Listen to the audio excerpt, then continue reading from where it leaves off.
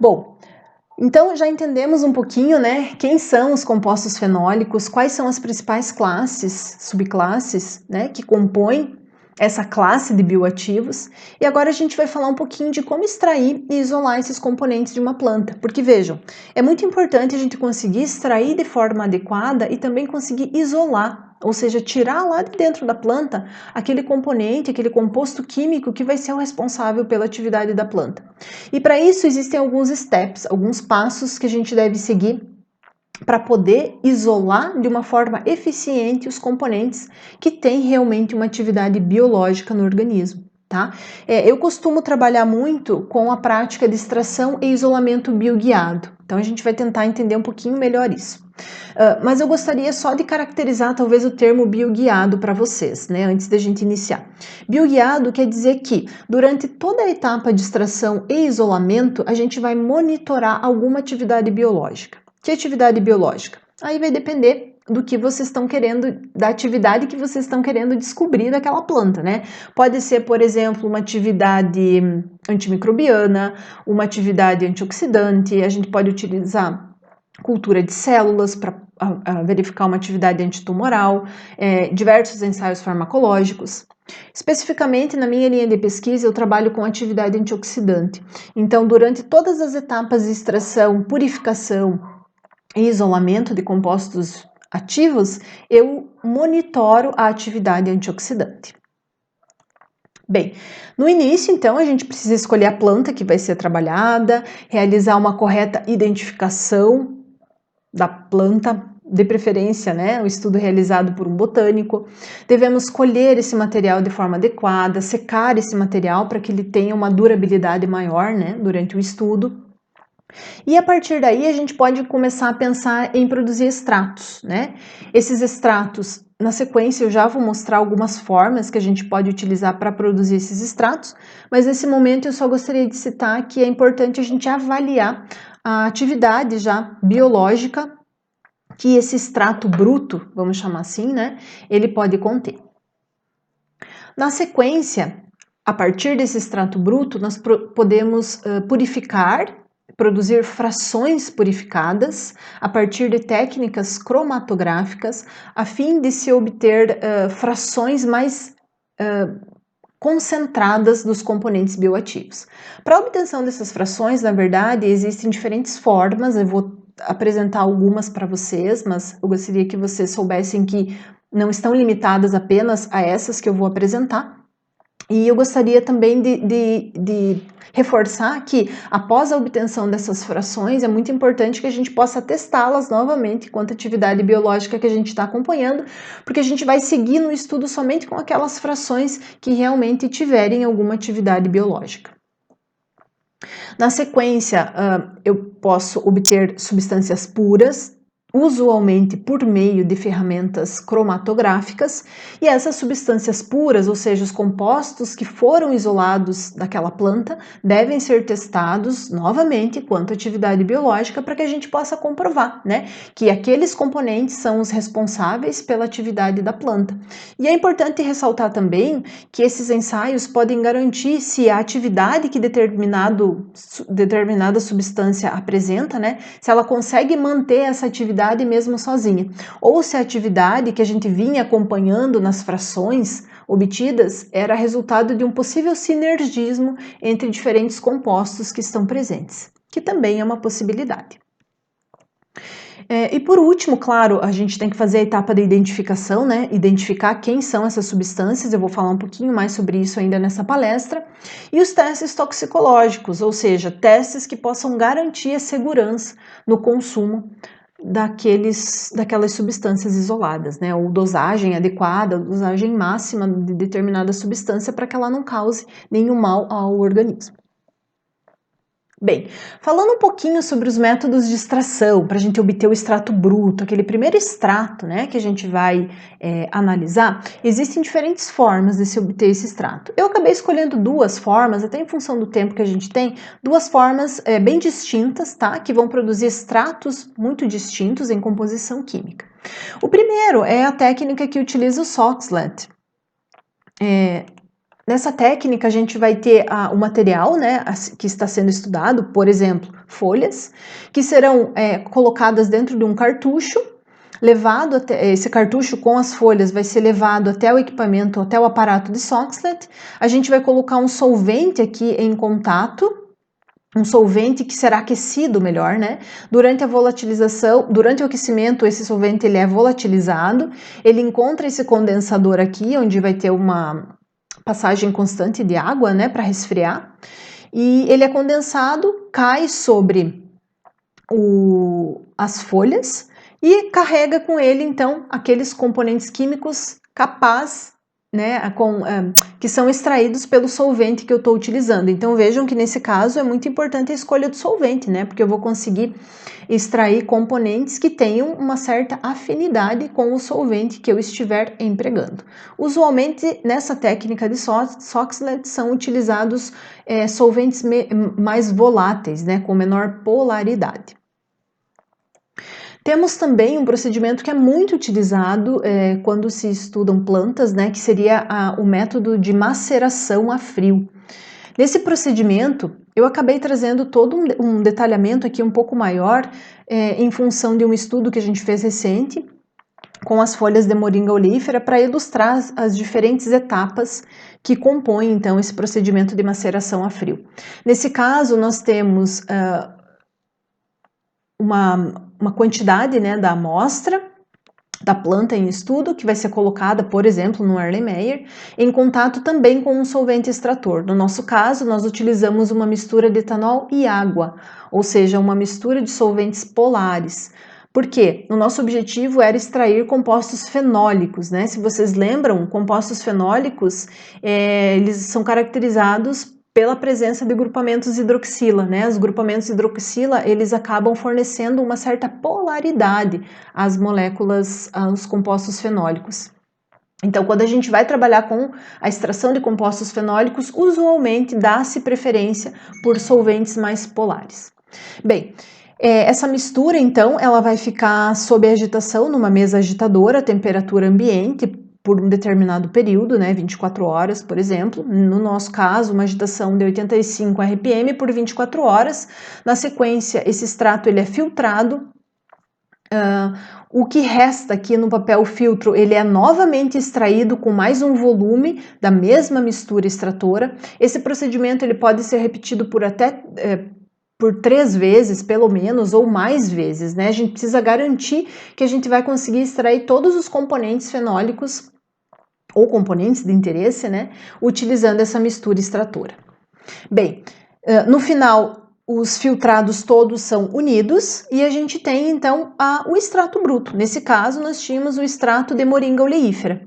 A gente pode trabalhar da sequência ao estudo a próxima etapa, né, que seria uma partição, uma purificação, a obtenção de frações, utilizando esse extrato líquido, ou a gente pode concentrar esse extrato líquido e obter extratos concentrados, como nesse caso aqui, né, nós obtivemos os extratos de moringa oleífera liofilizados. De que forma a gente obteve esse extrato? A gente evaporou o etanol, né, por meio de um evaporador rotativo, e na sequência a água foi liofilizada, e então obtivemos os extratos, né? E a partir desse extrato seco é que a gente seguiu o estudo. Inclusive, o procedimento, né, os resultados obtidos a partir desse estudo, eles renderam, né, um artigo que foi recentemente publicado na Food Research International, em que a gente conseguiu avaliar a atividade anti-hiperglicêmica do extrato bruto das folhas de moringa oleífera e também isolamos, né, compostos fenólicos com potencial antioxidante. Então eu quis trazer esse estudo porque eu acho ele, e essa imagem melhor, né, esse fluxograma, ele é bem representativo da etapa da extração fracionada, que é muito usual a gente realizar para se obter frações mais puras. Bom, nesse caso, nós utilizamos então as folhas de moringa oleífera. As folhas de moringa oleífera, elas foram extraídas, né, com uma mistura de etanol-água, 80-20, a temperatura ambiente. Nós obtivemos, então, a partir disso, o extrato hidroalcoólico. Esse extrato ele foi testado quanto à atividade antioxidante e atividade antihiperglicêmica. Observamos uma atividade considerada adequada e, na sequência, partimos para a etapa de extração fracionada ou produção de frações. Como é que a gente fez isso? Então, a partir daquele extrato concentrado que eu apresentei no slide anterior, nós fizemos uma extração do tipo sólido-líquido, né? Então, nós tínhamos aquele extrato bruto sólido e àquele extrato nós fomos adicionando diferentes solventes com diferentes polaridades. Utilizamos hexano, utilizamos diclorometano, estadetila, acetona, etanol e ainda uma mistura de etanol e água. Então vejam, diferentes solventes com diferentes polaridades. A gente foi acrescentando aquele extrato bruto em uma ordem crescente de polaridade. O que é o resultado disso aqui? Como nós temos diferentes solventes que têm uma estrutura química característica, uma polaridade característica, nós conseguimos produzir frações ricas em determinada classe de ativos. Né? Então a gente consegue, utilizando um determinado solvente, concentrar uma determinada classe de componentes químicos em uma determinada fração. Tá? Eu trouxe até uma tabela aqui para apresentar a vocês as principais classes de substâncias que a gente consegue extrair em função do solvente que está sendo empregado. Então, por exemplo, quando a gente utiliza o hexano, nós extrairemos principalmente lipídios, ceras e pigmentos, componentes apolares. Tolueno, diclorometano e clorofórmio, alcaloides, antraquinonas e óleos. Com astadetila e butanol, flavonoides e cumarinas. Etanol e metanol, né, que seriam solventes orgânicos mais polares, nós conseguimos extrair glicosídeos de uma forma geral. E ainda podem ser feitas misturas hidroalcoólicas, acidificação ou alcalinização do meio para a gente poder obter diferentes classes de componentes. O que eu gostaria de destacar aqui é que é importante visualizar isso, né? Quando vocês forem desenvolver o estudo, é importante já sugerir determinados solventes que serão empregados e já imaginar qual é a classe de componentes que estarão sendo extraídos por esse solvente escolhido por vocês. Bem, então nós produzimos aqui diferentes frações que foram avaliadas quanto à atividade antioxidante e nós elegemos apenas a fração acetato de etila para seguir do estudo. E por que a fração acetato de etila? Porque ela foi a fração que apresentou a maior atividade antioxidante. E aí nós seguimos então no estudo de purificação, utilizando técnicas cromatográficas, coluna aberta, por exemplo, né, de sílica gel, e obtivemos então 61 subfrações, vejam, 61 subfrações, né, que foram todas testadas quanto à atividade antioxidante e reagrupadas em 18. Elas foram testadas quanto à atividade antioxidante e 3 subfrações apresentaram uma atividade antioxidante elevada, que foi a subfração 12, a subfração 13 e a subfração 15. E a partir delas, por meio de cromatografia em modo semi-preparativo, nós isolamos 3 compostos da moringa, o ácido cafeioquínico, a isoquercitrina e a astragalina. Então vejam, com esse procedimento a gente conseguiu isolar 3 compostos a partir das folhas de moringa oleífera, em que a gente pode sugerir fortemente que esses compostos são os responsáveis ou contribuem grandemente com a atividade antioxidante dessas folhas. E por que isso é importante? Porque a gente consegue até padronizar. A gente consegue utilizar esses componentes como marcadores químicos, ou seja, quando um extrato for produzido a partir das folhas de moringa oleífera, se esses componentes forem identificados, é muito provável que a gente possa indicar uma potencial atividade antioxidante desse extrato obtido das folhas de moringa oleífera. Até uma forma de padronizar, né, de normalizar, de normatizar os extratos obtidos a partir de produtos naturais. Isso é muito importante. Bem, e aí eu vou falar um pouquinho agora com vocês sobre a cromatografia, porque quando a gente fala de produtos naturais, extração, purificação e isolamento de compostos bioativos, não tem como a gente não utilizar a cromatografia. Então é claro que nessa palestra a gente não vai ter tempo de aprofundar, mas pelo menos alguns conceitos que eu considero fundamentais eu vou tentar passar para vocês. Bom, a cromatografia ela é considerada um método físico-químico de separação de componentes, tá?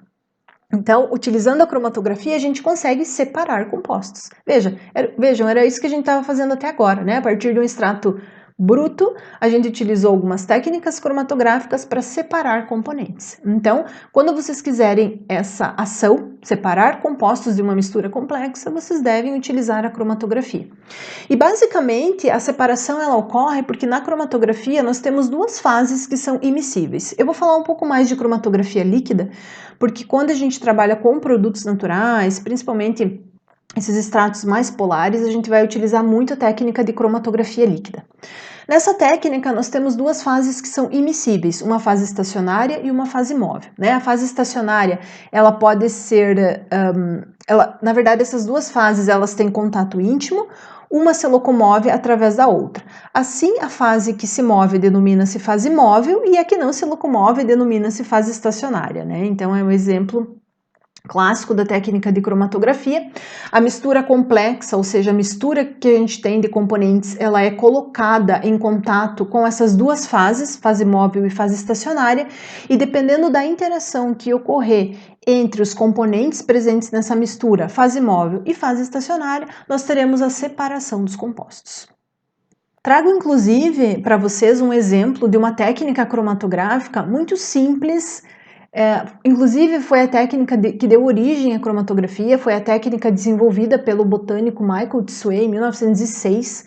Ele estava trabalhando com extratos botânicos e ele conseguiu separar pigmentos a partir de um extrato de planta. Basicamente, nós temos o quê? Uma coluna de vidro. Nessa coluna de vidro, nós iremos preenchê-la com uma fase estacionária. A fase estacionária, existem diversos tipos de fase estacionária, tá? Então, essa fase vai estar aqui, ela não vai se locomover. No topo dessa coluna, nós vamos entrar com a mistura que se pretende separar. No nosso caso, era a fração ácida etila de moringa oleífera, né? Então, uma fração já semi-purificada. Nós adicionamos no topo da coluna e fizemos eluir por essa coluna uma mistura de diferentes solventes, com polaridades diferentes. A cada momento em que esses solventes eluíam pela coluna, eles arrastavam consigo diferentes classes de componentes, né? Então, a gente pode sugerir que esses solventes orgânicos empregados na técnica, eles são considerados a fase móvel do sistema. Nós podemos visualizar algumas bandas coloridas, né, diferentes colorações, aqui uma banda marrom um pouquinho mais escura, aqui uma banda um pouquinho mais clara, aqui uma banda com tom mais avermelhado, caracterizando o quê? A separação daquele extrato inicial em diferentes classes de compostos, diferentes bandas, né, com colorações diferentes, muitas vezes, que estão sendo compostas por classes de componentes distintos. Nós temos também a cromatografia que ocorre em equipamento, né? Então, quando a gente utiliza uma fase estacionária altamente empacotada, uma coluna altamente empacotada com fase estacionária, em que existe inclusive a resistência da passagem da fase móvel e que nós precisamos auxiliar a passagem dessa fase móvel com a pressão, né, de um sistema, nós temos os equipamentos, os cromatógrafos, né? Então, os cromatógrafos são os equipamentos utilizados atualmente para o desenvolvimento da cromatografia. E de uma forma muito simples também, eu quis trazer aqui para vocês alguns exemplos de colunas que podem ser utilizadas, né, nos equipamentos de cromatografia, né, desde colunas analíticas, que são essas mais finas aqui, né, de menor diâmetro, até colunas semi-preparativas e preparativas, que têm um diâmetro maior, em que a gente consegue colocar mais fase estacionária ali dentro e, por consequência, isolar, obter uma quantidade maior dos componentes que precisam ser separados. Basicamente, nós temos na cromatografia também, né, a separação de componentes, com a grande diferença de que aqui nós temos uma maior resolução, né, nós conseguimos separar de uma forma mais eficiente o maior número de compostos, tá, devido a características da fase estacionária, devido a características do equipamento. Mas o que eu gostaria realmente de ressaltar é que o processo de separação ele vai ocorrer dentro de uma coluna de separação, seja ela analítica, semi-preparativa ou preparativa, e os componentes são introduzidos então dentro dessa coluna, E conforme ocorre a interação desses componentes com a fase estacionária, né, que vai estar preenchendo a coluna, ou com a fase móvel, que vai estar sendo bombeada constantemente pelo sistema de cromatografia, nós teremos a separação dos constituintes químicos. Aqueles constituintes que interagem mais fortemente com a fase estacionária vão demorar mais tempo para eluir da coluna, enquanto que aqueles componentes que têm uma afinidade maior com a fase móvel serão eluídos mais rapidamente da coluna de separação e chegarão primeiro até o detector, né? Então, saindo aqui da coluna de separação, no final aqui nós temos um detector que pode variar também, são vários tipos de detectores que podem ser empregados, mas que vão gerar um sinal em função do componente que está sendo eluído. Bom, temos aqui um exemplo, né? Deixa eu só apagar aqui. Para representar um pouco melhor, né, eu quis trazer um exemplo para vocês de fase estacionária que pode ser empregada durante uma separação cromatográfica, né? Nós temos muito usualmente utilizadas fases com uma partícula de sílica modificada em que a gente liga a essa partícula de sílica, vamos dizer assim, uma cadeia com 8 átomos de carbono, uma cadeia de hidrocarbonetos, que pode variar, pode ter 3, 8 ou até 18 átomos de carbono, né? As mais usuais são as colunas do tipo C18, que quem trabalha com cromatografia provavelmente vai ouvir falar muito, né? Esse tipo de fase estacionária é bastante empregada, porque tem uma capacidade de separar uma grande diversidade de classes de compostos químicos, né? Então, o que a gente quer aqui durante a separação é que ocorra uma certa interação entre os meus analitos, né, os componentes aqui que eu tenho na mistura, e a fase estacionária, né? Devem ocorrer interações aí intermoleculares que permitam essa interação entre os analitos que eu quero separar e a fase estacionária. Se não tiver interação, não tem separação, tá? E aí, de novo, aqueles componentes que vão interagir mais fortemente com a fase estacionária, eles ficam mais tempo retidos, e os que interagem mais fracamente com a fase estacionária, ou seja, tem uma afinidade maior também com a fase móvel, sairão antes da coluna e serão detectados primeiro no detector. O que é a resposta, né, que a gente tem quando nós trabalhamos com a cromatografia? Eu trouxe aqui um exemplo, né, um cromatograma. Isso é o gráfico, né, que a gente gera a partir de uma análise cromatográfica. Nesse caso, nós separamos 14 compostos fenólicos. A gente desenvolveu esse método para identificar compostos fenólicos em extrato de jambo, Syzygium malaxense, que é uma outra planta que nós estudamos no laboratório. Então vejam, nesse cromatograma nós conseguimos visualizar a completa separação de 14 compostos fenólicos, né? Aqui no título da figura nós temos a indicação de quais são esses componentes, todos ou ácidos fenólicos ou flavonoides, né? Miricetina, rutina, quercetina, exemplos de flavonoides. E com uma completa separação entre os componentes químicos, né? Essa é uma separação desejada, em que todos os compostos estão completamente separados. Podemos ter algumas informações adicionais que são muito bem-vindas na hora de identificar os compostos, né? Porque vejam, a cromatografia ela vai ser utilizada tanto para separar os componentes químicos quanto para identificar os componentes, né? A gente pode utilizar algumas ferramentas que eu vou trazer agora para vocês que vão auxiliar nesse processo de identificação, que também é muito importante, né? Não adianta a gente só separar os componentes se a gente não conseguir identificá-los e também quantificá-los, tá? Apesar de que o foco nosso maior aqui nessa palestra vai ser a identificação.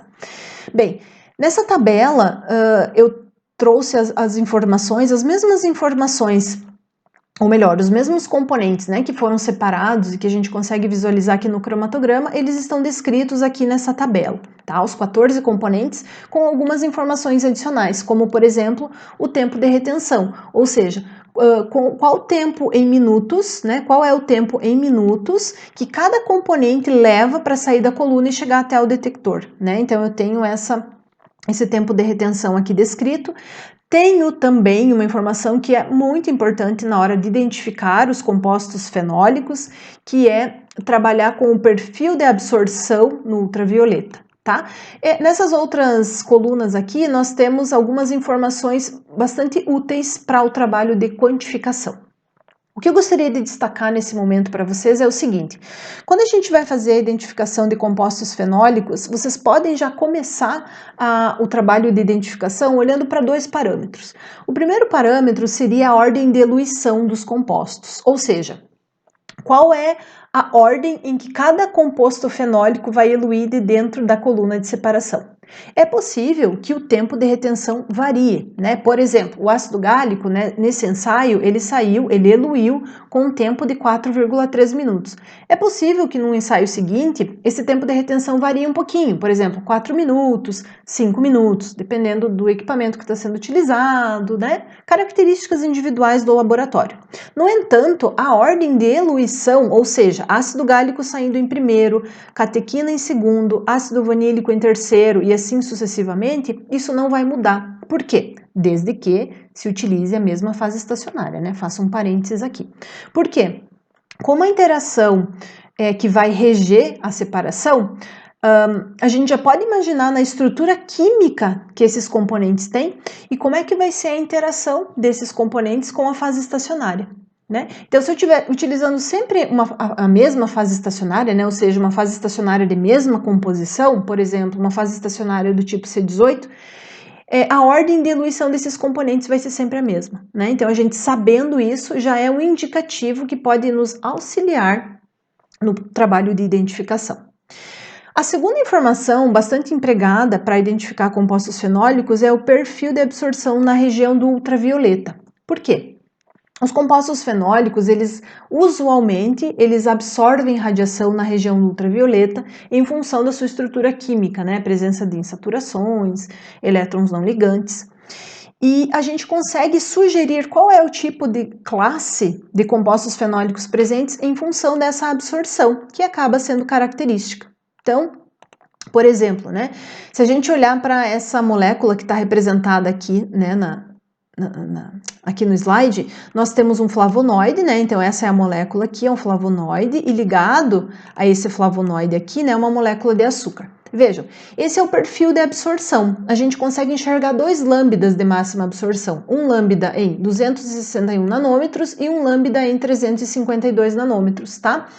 Essa lambda aqui, banda 2, referente à absorção principalmente desse anel A, e a banda 1 relacionada à absorção do anel em B, tá? Então a gente já consegue, observando para esse perfil de absorção, sugerir qual é a classe de composto fenólico que está presente. Trouxe para vocês uma tabela que caracteriza as principais classes de flavonoides que a gente pode identificar a partir da observação dos lambdas de máxima absorção, né? Banda 2 e banda 1. A gente já consegue sugerir qual é a classe de flavonoide presente em função desse perfil de absorção. Tá? Então, reforçando, dois parâmetros que são muito importantes quando vocês começam a trabalhar com a cromatografia líquida de alta eficiência com o objetivo de identificar compostos, né? Avaliar o perfil de eluição, a ordem de eluição dos componentes da coluna e o perfil de absorção que esses componentes eles apresentam. E trazendo uma última informação agora para fins de identificação, eu não poderia deixar de falar da técnica de espectrometria de massas, né? Então, a técnica de espectrometria de massas é uma técnica também muito antiga, que é utilizada para identificação de componentes. Recentemente, essa técnica, quer dizer, nem tão recentemente assim, mas há algum tempo essa técnica de espectrometria ela vem sendo utilizada acoplada a técnicas de separação, como por exemplo as cromatografias. O que é a vantagem de a gente unir as técnicas de separação, como as cromatografias, com uma técnica de identificação, como a espectrometria? A gente consegue, num primeiro momento, separar os componentes dentro da cromatografia e conforme cada componente é eluído de dentro da coluna, ele é direcionado para o espectrômetro de massas, que nesse caso vai atuar como um detector, né? Ele vai trazer informações muito importantes para se identificar com os componentes que estão eluindo da coluna, sem a necessidade da utilização de padrões, tá? Então, basicamente, na técnica de espectrometria de massas, nós teremos começando aqui com a cromatografia líquida, melhor, né? Então, vocês conseguem visualizar aqui a coluna de HPLC, os diferentes componentes, então, eles saem da coluna de separação e eles são direcionados então para o equipamento que é o espectrômetro de massas. O que vai acontecer nesse equipamento? Basicamente, ou melhor, a condição básica, né, para a gente poder analisar qualquer molécula por espectrometria de massas é a formação de íons. Esse equipamento, ele consegue identificar, separar íons. Então, nós temos muitas vezes moléculas neutras saindo do equipamento de cromatografia, chegando até o espectrômetro, então num primeiro momento nós precisamos ionizar essas moléculas. Existem diversas formas de ionizar a molécula. Eu trouxe para vocês um exemplo, né, de ionização, que é a ASI, também conhecida por ionização por eletrospray, a técnica MALDI, que também está descrita aqui, bastante empregada para produtos naturais, tá? Mas a técnica de eletrospray acaba tendo um espaço um pouco maior, né, quando se trabalha com produtos naturais. E é por essa ferramenta de ionização que nós conseguimos, num primeiro momento, ionizar a molécula, tá? E, num segundo momento, após esse processo de ionização, a molécula, ela começa a se fragmentar, tá? Ela pode se fragmentar, então, gerando fragmentos que serão utilizados, a gente pode pensar como um quebra-cabeça, né? A gente vai ter várias pecinhas que foram formadas pela ruptura dessa molécula e conforme eu vou encaixando cada pecinha, cada pedacinho dessa molécula, eu posso sugerir a identidade química do componente que está sendo analisado, tá? Então, de uma forma muito simples, a espectrometria de massas trabalha dessa forma, né? Ionizando e fragmentando a molécula, né? Esses fragmentos eles serão separados dentro do analisador de massas e serão direcionados até o detector para gerar o sinal analítico ou o espectro de massas, né? Então, esse é um espectro de massas gerado a partir da análise, né, de um determinado componente. Então, aqui nós temos um alcaloide, né, glicosilado, que foi analisado pela técnica de espectrometria de massas, e eu trouxe para vocês dois espectros de massa, na verdade, da mesma estrutura química. Por quê? Quando a gente fala da espectrometria de massas, a primeira pergunta que vai ser feita a vocês é: vocês querem analisar essa amostra, né, ou essa molécula, enfim, se for já um composto puro, no modo positivo ou no modo negativo? Então, vocês já precisam saber qual é o modo que vocês vão escolher para analisar essa amostra. Posso trabalhar nos dois modos de ionização, positivo ou negativo? Posso, não tem problema algum, né? Acaba que o custo às vezes é um pouco mais elevado. Então, quando você desconhece a amostra, você não sabe exatamente quais são os componentes que estão presentes ali dentro dessa amostra, você pode optar por trabalhar tanto no modo negativo quanto no modo positivo. O que diferencia esses dois modos, né? Quando a gente trabalha no modo positivo, que seria esse caso aqui, ó, que seria o modo positivo, tá? O que acontece? Durante o processo de ionização, a gente vai protonar essa molécula, ou seja, um átomo de hidrogênio vai ser inserido aqui na estrutura, tá? E o que vai ser a resposta disso no espectro de massas? Eu vou enxergar como fragmento de íon molecular, que é esse fragmento aqui, ó, que tem a maior razão massa-carga. Esse MZ quer dizer uma razão entre massa e carga do composto. Então, a razão massa-carga, que usualmente representa a massa molecular do composto com uma unidade de massa a mais, porque eu inseri um hidrogênio, protonei essa molécula durante o processo de ionização. Então, isso vai acontecer com moléculas que tenham capacidade ou facilidade de receber prótons, tá? Então, a principal informação que a gente vai ter aqui vai ser a massa molecular do composto com uma unidade de massa a mais.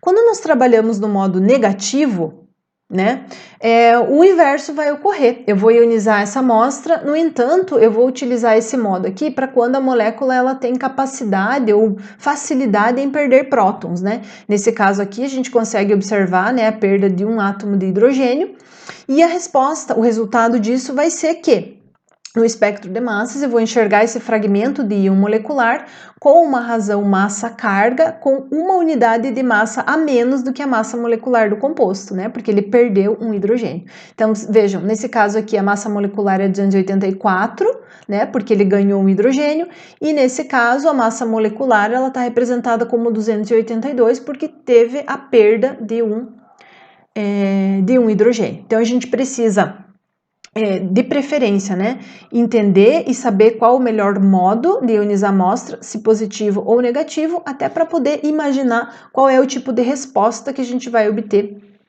num espectro de massas, tá? Na sequência, então, esse fragmento com maior razão massa-carga, ele vai indicar a massa molecular do composto, então é uma informação muito importante para fins de identificação. E a gente pode, então, como eu comentei com vocês, a molécula ela pode se fragmentar, né? Ela pode se quebrar em diferentes pedacinhos, e a gente vai, então, observar, a partir desses diferentes pedacinhos, fragmentos que representam a massa do composto, né? Então, aqui, sugerindo uma ruptura nessa ligação aqui, né, a gente pode enxergar um fragmento com a razão massa-carga 168, que foi gerado a partir da ruptura dessa ligação aqui e gerado a partir desse pedaço da molécula que ficou com a carga, tá? E ainda, né, com uma informação adicional, vocês devem ouvir falar em algum momento sobre espectrometria de massas de alta resolução. Essa técnica, né, o slide que eu apresentei anteriormente para vocês, eu acabei esquecendo de comentar, mas é a técnica de espectrometria de massas de baixa resolução. Eu vou até voltar aqui, porque a gente consegue visualizar a massa do composto, né, é uma massa unitária. É um pouco mais difícil de a gente chegar à identidade química do composto olhando só esse fragmento aqui ou só observando a massa molecular. No entanto, quando a gente trabalha com equipamentos de alta resolução, vocês podem visualizar aqui o fragmento, né, nesse caso aqui o íon molecular, né, onde a gente consegue visualizar a massa exata do composto. Então, é muito difícil que mais do que uma estrutura química tenha uma massa exata, né, aqui com 4 casas decimais que coincidam. Então, quando a gente consegue trabalhar com esse tipo de equipamento, né, e como é que eu vou conseguir essa resposta? Eu preciso ter um equipamento que faça análise de massas de alta resolução. E aí existem vários equipamentos disponíveis hoje comercialmente. Um dos mais empregados é do tipo QTOF, em que nós temos 2 analisadores, né, acoplados, o Q representa um analisador do tipo quadrupolo e o TOF um analisador do tipo tempo de voo, né? Então, num primeiro momento ocorre a ionização, ocorre sim a ionização da molécula e a representação do fragmento que representa a massa molecular do composto. E num segundo momento ocorre, a gente escolhe um dos fragmentos, normalmente os fragmentos mais intensos, para eles serem refragmentados e nos trazerem então informações adicionais, tá? Nesse exemplo aqui, nós temos, são 3 moléculas, tá? Então, 3 moléculas distintas encontradas dentro da classe de compostos fenólicos, tá? São derivados do ácido cafeico, né? Nós temos o ácido 5, o 3 e o 4 cafeioquímico, né? Então, estruturas muito semelhantes. E aí vejam que mesmo a molécula sendo muito semelhante, nós conseguimos diferenciá-la, né, a partir da análise de um espectro de massas, porque nós conseguimos observar algumas vezes um perfil de fragmentação diferenciado, né? A massa molecular não vai mudar, porque os constituintes dessa molécula são os mesmos, no entanto, o padrão de fragmentação, a forma com que essa molécula vai se quebrar, vamos dizer assim, e se rearranjar, ela acaba sendo característico em função do componente que eu estiver analisando, né? Então, a partir dos fragmentos de íon molecular e dos fragmentos de MS2 que a gente pode enxergar a partir da ruptura, da fragmentação dessa molécula, nós conseguimos identificar com uma elevada exatidão qual é o composto presente na amostra. Então, é uma técnica. A espectrometria de massas de alta resolução é uma técnica, uma ferramenta muito poderosa e que, sempre que possível, deve ser utilizada para nos auxiliar nos trabalhos de identificação de compostos fenólicos. Um último trabalho que a gente publicou agora no início desse ano, inclusive, né, eu trago para vocês para representar, né, a utilização da técnica, né, de UHPLC, QTOF MS-MS. Então, a gente utilizou a técnica de ultra performance, né, liquid chromatography, acoplado a um analisador do tipo quadrupolo com tempo de voo, né, para desenvolver experimentos do tipo MS1 e MS2. E a partir disso nós conseguimos então identificar no extrato de planta que estava sendo analisado 23 compostos, na sua maioria compostos fenólicos, né, flavonoides principalmente, nesse extrato de planta, né? Então a gente consegue com uma comparação, né? E aí as formas de interpretar os espectros, existem muitas bases de dados disponíveis comercialmente ou até na internet, né? De forma livre, para que a gente possa consultar e realizar a comparação do espectro que a gente obteve na análise com esses espectros para poder sugerir a identidade química. De uma forma geral, nós conseguimos então identificar o composto comparando a massa medida, né, a massa exata aqui que foi medida, com a massa teórica, né, já descrita na literatura. Então vejam que a massa medida muito próxima daquela massa teórica.